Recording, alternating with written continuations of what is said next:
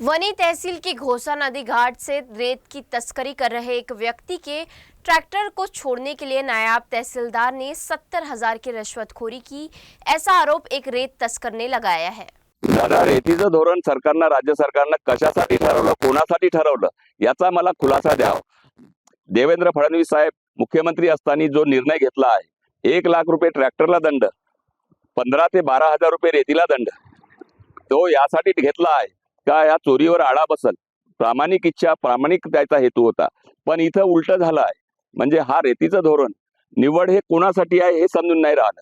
म्हणजे जनतेला एवढं बेभाव रेती घ्यायला लागत आहे, नाईलाजानं एखादी गाडी पकडली तर त्याले 50-60 हजाराच्या आत मॅनेज होत नाही। शासन तर म्हणते आम्हाला रेती माफी आहे।